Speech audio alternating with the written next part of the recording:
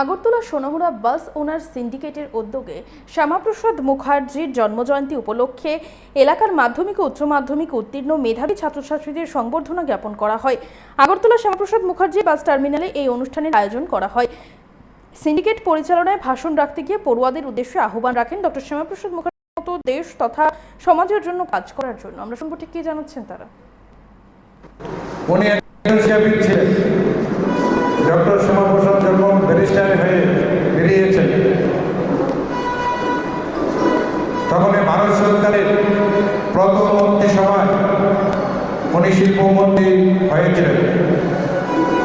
ধীরে ধীরে যখন দেখছেন যে ভারতবর্ষে যে দুই নিশান, কাশ্মীরে এক নিশান আর ভারতে আরেক নিশান,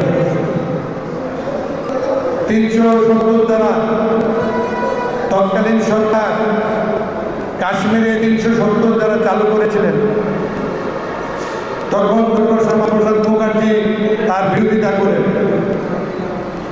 ধীরে ধীরে যখন ওনার কথা মন্ত্রিসভায় কেউ শুনছেন না, তখন উনি মন্ত্রিত্ব ছেড়ে দিয়ে জনসংঘ তৈরি করেন। তখন 370 ধারার বিরুদ্ধে উনি ক্রমাগত লড়ে যান। তখন উনি সিদ্ধান্ত নিয়েছেন উনি কাশ্মীরে যাবেন।